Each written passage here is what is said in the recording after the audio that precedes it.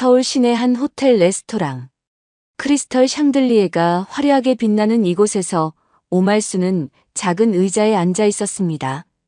72살의 나이에도 허리를 곧게 펴고 앉은 모습이 단정했지만 아무래도 시골에서 온 티가 났죠.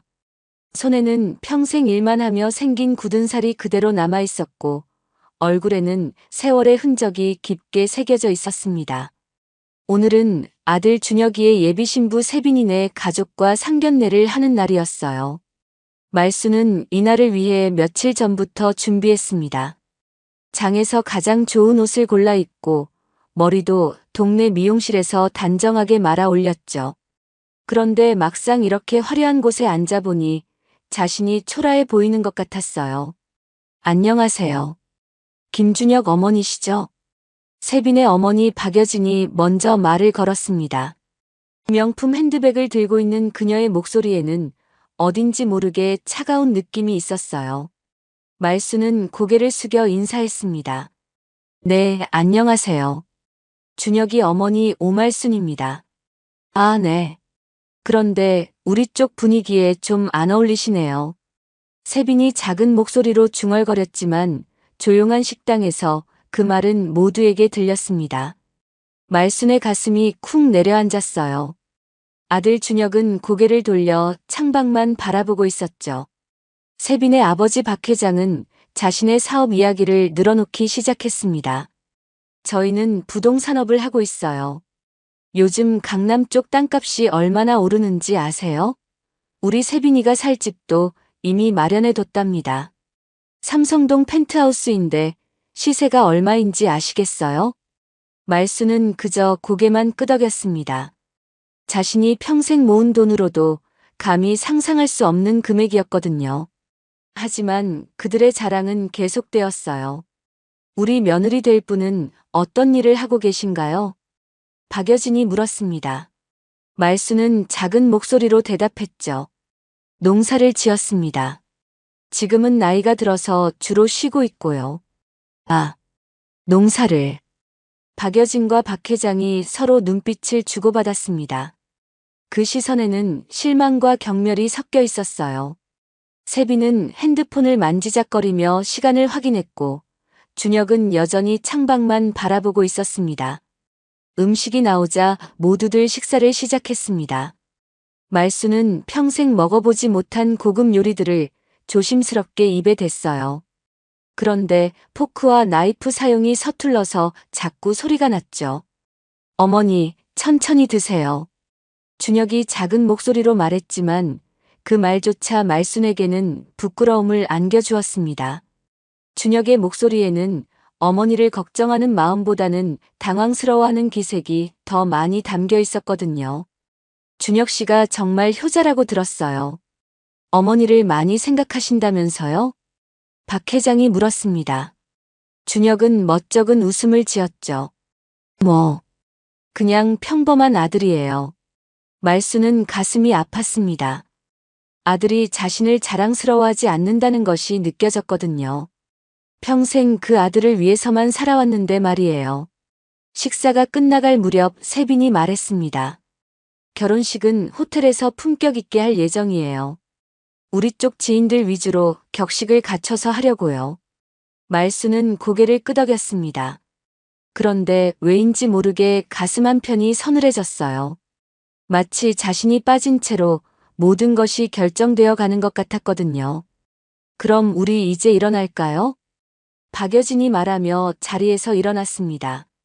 모두들 작별 인사를 나누었지만 말수는 마지막까지 어색한 미소만 지을 뿐이었어요. 호텔을 나서며 말수는 뒤돌아보았습니다. 화려한 건물이 저녁 햇살에 빛나고 있었죠. 그 순간 자신이 그들의 세계에서 환영받지 못하는 사람이라는 것을 깨달았습니다. 아들의 새로운 가족들에게 자신은 부끄러운 존재였던 것이에요. 상견례가 끝난 후 석 달이 지났습니다. 말수는 아들 준혁에게서 결혼 준비 소식을 기다리고 있었어요. 처음 한 달 동안은 가끔 안부 전화가 왔지만 점점 연락이 뜸해졌습니다. 엄마, 요즘 결혼 준비로 정신없어요. 나중에 다시 전화드릴게요. 그런 말을 남기고 준혁은 금방 전화를 끊어버렸습니다. 그런 날들이 계속되었어요. 말수는 혼자 집에 앉아 달력을 보며 언제쯤 결혼식 날짜를 알려줄까 기다렸습니다. 마을 이웃들도 물어보곤 했죠. 말순 씨, 준혁이 결혼식 언제예요? 우리도 축하해주고 싶은데. 아직 정확한 날짜를 안 정했나 봐요. 말수는 그렇게 대답했지만 마음 한편으론 불안했습니다. 왜 아들이 자신에게 아무 말도 하지 않을까 싶었거든요. 혹시 상견례 때 자신이 실수를 했나 싶어서 그날 일을 계속 되돌아보기도 했어요. 그러던 어느 날 오후 마을 이웃 김순자가 급하게 달려왔습니다. 말순 씨, 말순 씨. 큰일 났어요. 무슨 일이에요? 이렇게 급하게. 순자는 핸드폰을 들고 있었어요. 요즘 젊은 며느리가 가르쳐줘서 SNS를 조금씩 배우고 있었거든요. 여기 좀 보세요. 준혁이 결혼식 사진이 올라왔어요. 말순의 손이 떨렸습니다. 핸드폰 화면을 보니 정말로 준혁이 결혼식 사진들이 있었어요. 세빈은 하얀 웨딩드레스를 입고 환하게 웃고 있었고 준혁은 새하얀 턱시도를 입고 있었죠. 이게 언제 찍은 사진이에요? 어제 날짜로 되어 있어요. 말순 씨, 정말 몰랐어요? 말순은 사진을 하나하나 넘겨보았습니다. 호텔 야외 정원에서 열린 결혼식이었어요. 화려한 장식과 함께 하객들이 샴페인을 들고 축하하고 있었죠. 모든 사람들이 명품 옷을 입고 있었고 분위기가 정말 우아하고 세련되었습니다. 그런데 그 많은 사진 속에서 자신의 모습은 어디에도 없었어요. 마치 처음부터 존재하지 않았던 것처럼 말이에요. 순자 씨, 전화 좀 빌려주세요. 말수는 떨리는 손으로 준혁의 번호를 눌렀습니다. 한참 후에 준혁이 전화를 받았어요. 네, 엄마. 준혁아, 너 결혼했다며? 전화 너머로 준혁이 당황하는 소리가 들렸습니다. 아, 그게 엄마한테 말씀드리려고 했는데 왜 말 안 했어? 엄마가 그렇게 남인가? 엄마는 오시면 분위기 깨질까 봐서 다음에 식 끝나고 따로 인사드리러 가려고 했어요. 말수는 가슴이 무너지는 것 같았습니다. 자신의 아들이 자신을 부끄러워한다는 것을 확실히 깨달았거든요. 그래, 알겠다. 엄마 화내지 마세요. 나중에 세빈이랑 같이 인사드리러 갈게요. 말수는 더 이상 말할 수 없었습니다. 그냥 전화를 끊어버렸어요. 순자가 옆에서 말순의 어깨를 두드렸죠. 말순 씨, 괜찮아요? 괜찮을 리가 있나. 내가 뭘 잘못했나 싶어서. 말순은 집으로 돌아가서 방문을 꽉 닫았습니다. 그리고 혼자 앉아서 눈물을 흘렸어요. 평생 그 아들만 바라보고 살아온 자신이 이렇게 외면당할 줄은 몰랐거든요. 핸드폰으로 다시 결혼식 사진들을 보았습니다. 세빈이 올린 글에는 이렇게 적혀 있었어요. 완벽한 하루였어요. 소중한 분들과 함께해서 더욱 의미 있었습니다. 앞으로도 품격 있는 가정을 만들어 나가겠습니다. 말수는 그 글을 읽으며 깨달았습니다. 자신은 그들에게 소중한 사람이 아니었다는 것을 말이에요. 오히려 숨겨야 할 존재였을 뿐이었죠. 그날 밤 말수는 잠을 이루지 못했습니다. 아들을 위해 평생 모은 돈들이 무슨 소용인지 모르겠었어요. 결국 자신은 아들에게 창피한 존재일 뿐이었으니까요. 말수는 방 안 깊숙이 숨겨둔 낡은 상자를 꺼냈습니다. 그 안에는 평생 모은 통장들과 땅 문서, 그리고 작은 금고 열쇠가 들어있었어요. 하나하나 꺼내면서 말수는 그동안의 기억들을 되짚어 보았습니다. 가장 오래된 통장부터 살펴보았어요. 준혁이 5살 때 폐렴에 걸려 병원비가 필요했던 때였죠. 그때 말수는 논 일부를 팔았습니다. 농사꾼에게 땅을 판다는 것이 얼마나 큰 결심인지 아는 사람은 많지 않을 거예요. 그때 참 힘들었지. 말수는 혼자 중얼거렸습니다. 준혁이 초등학교에 들어가면서부터는 더 바빴어요. 남들처럼 학원에 보내주고 싶었거든요. 새벽 4시에 일어나서 밭일을 하고 낮에는 남의 집 일도 도와주었죠. 고등학교 때는 더 심했습니다. 준혁이 공부를 잘한다고 하니 더 좋은 환경을 만들어주고 싶었어요. 자신은 된장찌개에 고등어 반 토막으로 버티면서도 아들에게는 고기를 사주었습니다. 엄마, 나도 친구들처럼 치킨 먹고 싶어요. 그런 말을 들으면 말수는 어떻게든 돈을 마련했어요. 밤에 남의 집 청소일을 하면서도 웃으며 아들에게 치킨을 사주었죠. 대학교 등록금이 가장 큰 고비였습니다. 몇 천만 원이나 되는 돈이 어디 쉽게 나오겠어요? 말수는 집 뒤편 밭까지 팔았습니다. 그리고 더 멀리까지 다니며 일을 했어요. 손에 굳은 살이 박히도록 일했는데 말수는 자신의 손을 바라보았습니다. 거칠고 주름진 손이었지만 그 손으로 아들의 미래를 일궈냈다고 생각했어요. 그런데 그 아들이 자신을 부끄러워한다니. 그때 갑자기 마당에서 소리가 났습니다. 말순 씨, 집에 계세요? 김순자와 박영희, 그리고 이웃 아주머니들이 된장국과 과일을 들고 찾아왔어요. 아이고, 왜 이런 걸 들고 오셨어요? 말순 씨, SNS에서 그 사진들 보고 우리가 얼마나 속상했는지 알아요? 우리라도 같이 밥 한 술 떠야죠. 영희가 말하며 말순의 손을 잡았습니다.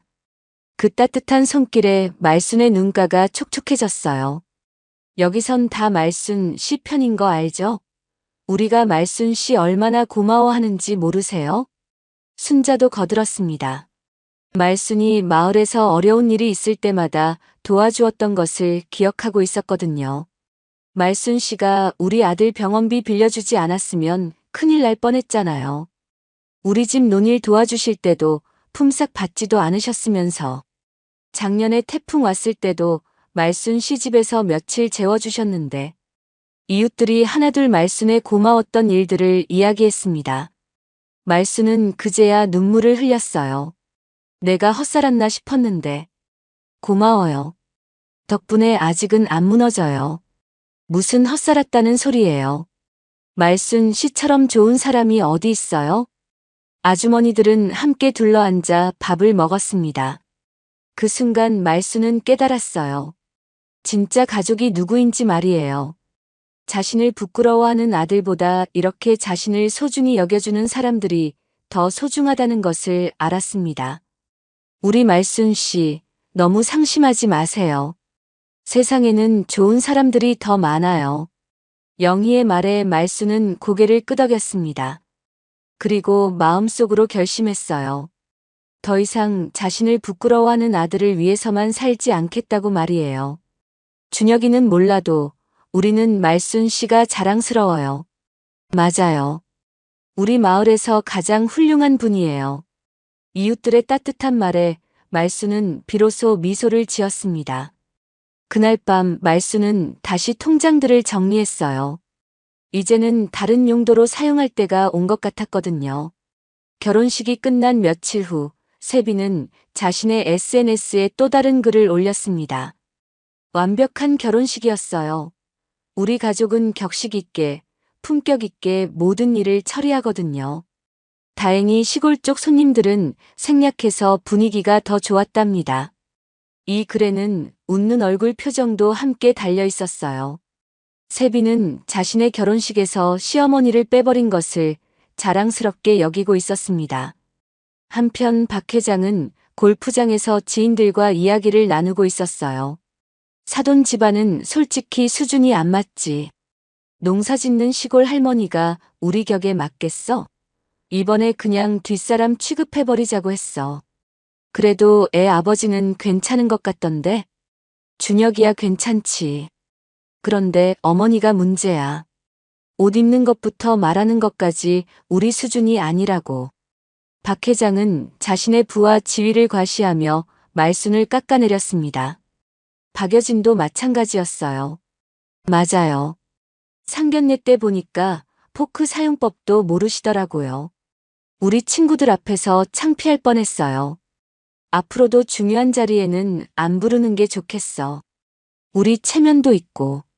이런 대화를 나누는 그들의 모습을 누군가가 몰래 영상으로 찍고 있었어요. 마을 사람 중에 서울에서 일하는 사람이 있었는데 그가 우연히 이 광경을 목격한 것이었습니다. 준혁과 세빈도 신혼집에서 비슷한 대화를 나누고 있었습니다. 여보, 다행히 시어머니 없이 식 올려서 분위기가 좋았지? 그러게. 엄마가 오셨으면 좀 어색했을 거야. 앞으로도 중요한 자리에는 안 모시는 게 좋겠어.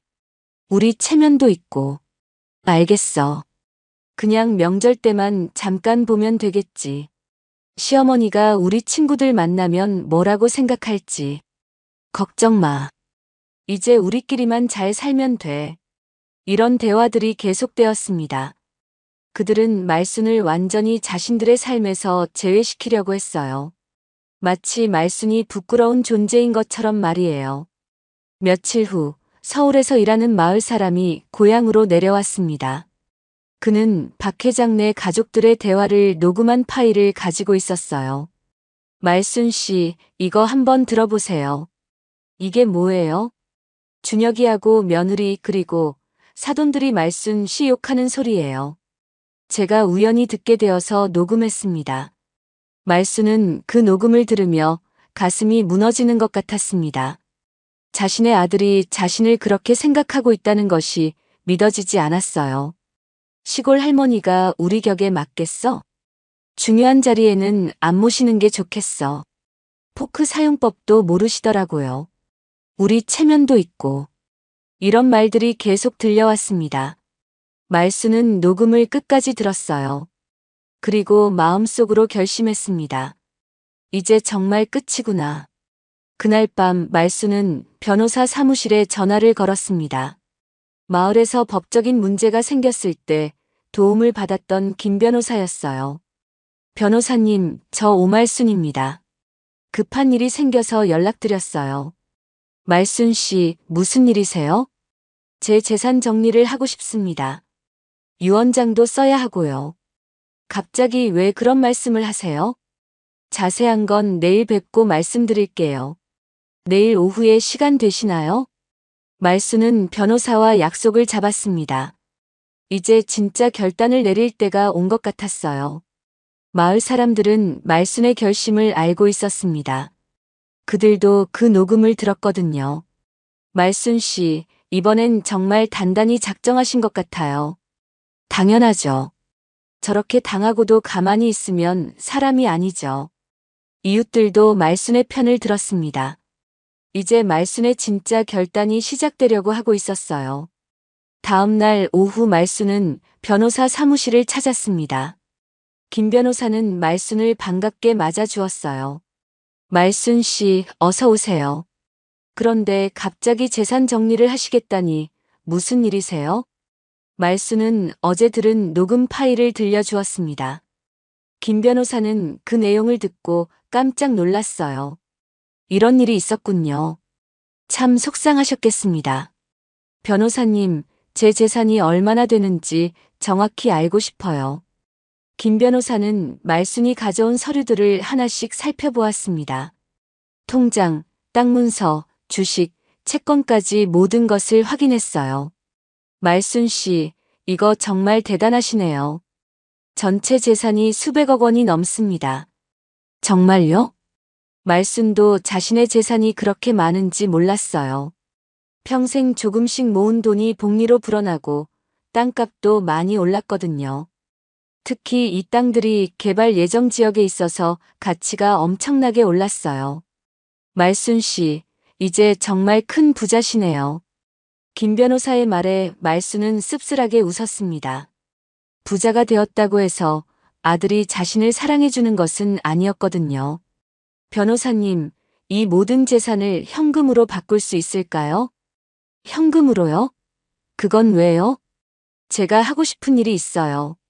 말순은 자신의 계획을 김 변호사에게 이야기했습니다. 김 변호사는 처음에는 만류했지만 말순의 의지가 확고한 것을 보고 도와주기로 했어요. 알겠습니다. 하지만 시간이 좀 걸릴 거예요. 땅을 팔고 주식을 현금화하는데 2달 정도는 필요할 것 같습니다. 괜찮습니다. 천천히 해주세요. 그 후 말수는 또 다른 준비를 시작했습니다. 마을 이웃들을 위한 계획을 세우기 시작한 것이에요. 순자 씨, 우리 마을에 가장 필요한 게 뭐라고 생각하세요? 글쎄요. 노인회관도 낡았고 젊은 사람들이 일할 곳도 없고. 영희 씨는 어떻게 생각하세요? 우리 아이들이 공부할 수 있는 도서관이 있으면 좋겠어요. 도시까지 가야 하니까 불편하거든요. 말수는 이웃들의 이야기를 하나하나 적어 두었습니다. 그리고 자신의 돈으로 무엇을 할지 계획을 세웠어요. 한편 준혁과 세빈은 신혼생활을 즐기고 있었습니다. 그들은 말순의 존재를 거의 잊고 있었어요. 여보, 우리 곧 집들이 해야겠어. 누구를 초대할까? 우리 친구들이랑 회사 사람들만 부르자. 가족은 너희 부모님만. 준혁은 여전히 자신의 어머니를 초대할 생각이 없었습니다. 세빈도 마찬가지였어요. 시어머니는 정말 안 부르는 거야? 응, 분위기 어색해질 것 같아서. 그들은 계속해서 말순을 외면하고 있었습니다. 그런데 그들은 몰랐어요. 말순이 어떤 준비를 하고 있는지 말이에요. 2달이 지난 후 말순은 변호사와 함께 유언장도 작성했습니다. 아들 준혁과 며느리 세빈은 상속 대상에서 완전히 제외했어요. 대신 마을 이웃들과 어려운 사람들을 위한 기부금, 그리고 장학금 설립을 위한 돈을 배분했습니다. 말순 씨, 정말 이렇게 하시는 게 맞나요? 나중에 후회하시지 않을까요? 후회할 게 뭐 있어요? 나를 부끄러워하는 아들에게 줄 돈은 없습니다. 말순의 목소리는 단호했습니다. 평생 모은 재산이지만 그 돈의 의미를 이제야 깨달았거든요. 며칠 후 말순은 특별한 준비를 시작했습니다. 헬기 회사에 전화를 걸었어요. 안녕하세요. 헬기 대여 문의드리고 싶어서 전화했습니다. 네, 어떤 용도로 사용하실 건가요? 특별한 행사 때문에 그래요. 서울 호텔 옥상에 착륙할 수 있나요? 물론입니다. 허가만 받으면 가능해요. 말수는 헬기 대여 계약을 맺었습니다. 그리고 그날의 계획을 세밀하게 준비했어요. 옷도 새로 준비했습니다. 평생 입어보지 못한 고급 한복을 맞춤으로 주문했죠. 말순 씨, 이 한복 정말 잘 어울리세요. 한복집 사장이 말했습니다. 말순은 거울 속 자신의 모습을 보며 미소를 지었어요. 이제 더 이상 초라한 시골 할머니가 아니었습니다. 마을 사람들도 말순의 변화를 느끼고 있었어요. 말순 씨가 요즘 뭔가 달라 보여요. 그러게요. 당당해지신 것 같아요. 준혁이 녀석들이 큰일 났겠어요. 이웃들은 말순을 응원했습니다. 그들도 말순이 당한 일을 알고 있었거든요. 마침내 말순은 준혁과 세빈에게 연락을 했습니다. 피로연 날짜를 물어보기 위해서였어요. 준혁아, 엄마야. 피로연 언제 한다고 했지? 아, 엄마, 그건 우리끼리 조용히 하려고 해요. 그래도 날짜는 알아야 하지 않겠니? 준혁은 어쩔 수 없이 날짜를 알려주었습니다. 물론 초대할 생각은 전혀 없었지만요. 말수는 그 날짜를 달력에 동그라미 쳐놓았습니다. 드디어 결전의 날이 정해진 것이었어요. 드디어 그날이 왔습니다. 준혁과 세빈의 피로연이 열리는 날이었어요. 서울 시내 한 호텔의 옥상 정원에서 화려한 파티가 열리고 있었습니다. 하객들은 모두 명품 옷을 입고 샴페인을 들고 있었어요. 세빈은 새로운 드레스를 입고 친구들과 사진을 찍으며 즐거워하고 있었습니다. 정말 완벽한 파티네요. 세빈 씨, 정말 행복해 보여요. 칭찬을 받으며 세빈은 더욱 기분이 좋아졌습니다. 박 회장 부부도 지인들에게 자랑을 늘어놓고 있었어요. 우리 사위가 정말 괜찮은 회사 다녀요. 앞으로 더 잘 될 거예요. 그런데 사돈 어른은 안 보이시네요? 아, 저희가 조용히 하자고 해서. 나이도 많으시고 몸도 안 좋으셔서요. 박 회장은 대충 둘러댔습니다. 사실은 말순을 초대하지 않았다는 것을 들킬까봐 걱정되었거든요. 파티가 한창 무르익어갈 때였습니다. 오후 2시쯤 갑자기 하늘에서 헬기 소리가 들려왔어요. 저게 뭐지? 헬기 소리인데? 하객들이 하늘을 올려다보기 시작했습니다. 검은색 헬기가 호텔 옥상으로 다가오고 있었어요. 설마 여기로 오는 건 아니겠지? 세빈이 불안한 표정으로 말했습니다. 그런데 헬기는 정말로 호텔 옥상에 착륙하기 시작했어요. 잠깐 저거 허가받고 온 건가? 누가 헬기를 불렀지? 하객들이 웅성거리기 시작했습니다. 헬기가 완전히 착륙하자 프로펠러가 천천히 멈췄어요. 그리고 헬기 문이 열렸습니다. 그 안에서 고급 한복을 입은 말순이 나타났어요. 72세의 나이에도 불구하고 당당한 모습이었습니다. 어머니? 준혁이 깜짝 놀라며 말했습니다. 세빈은 얼굴이 하얘졌어요. 저분이 누구세요? 하객들이 수군거리기 시작했습니다. 말순은 천천히 걸어 나와서 준비된 마이크를 잡았어요. 안녕하세요. 저는 김준혁의 어머니 오말순입니다. 파티장이 순식간에 조용해졌습니다. 모든 사람들이 말순을 바라보고 있었어요.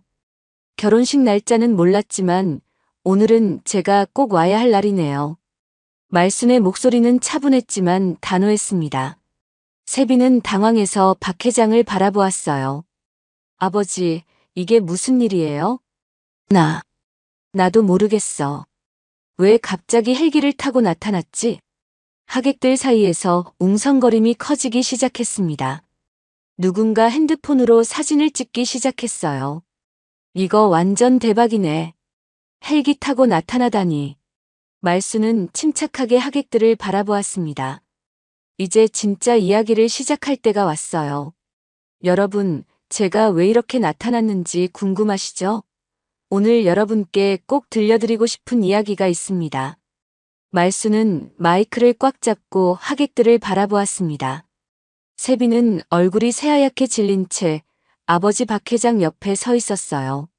준혁은 어찌할 바를 모르며 땀을 흘리고 있었습니다.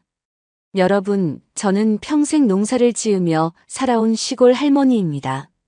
겉모습은 초라해 보일지 모르지만 제가 얼마나 많은 것을 가지고 있는지 아시나요? 하객들이 웅성거리기 시작했습니다. 말순은 계속 말했어요. 저는 수백억 원의 재산을 가지고 있습니다. 평생 아들 하나만 바라보며 한 푼 두 푼 모은 돈이죠. 수백억? 세빈이 놀라며 중얼거렸습니다. 박 회장도 믿을 수 없다는 표정이었어요. 네, 맞습니다.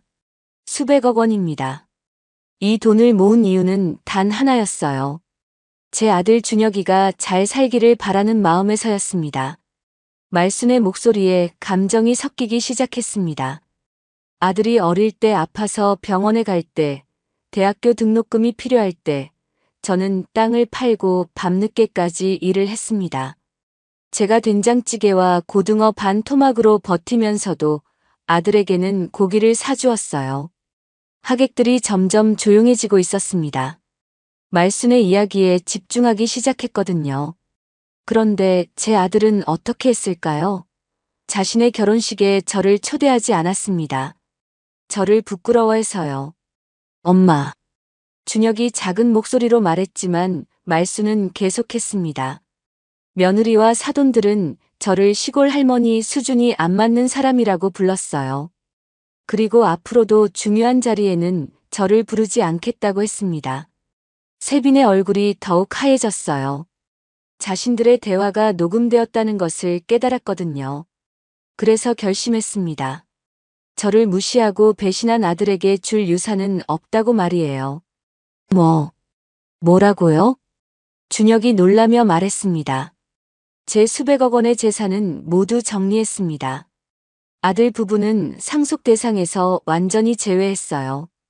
대신 저를 진짜 가족처럼 대해준 마을 이웃들과 함께 나누려고 합니다. 파티장이 완전히 조용해졌습니다. 하객들은 모두 충격을 받은 표정이었어요.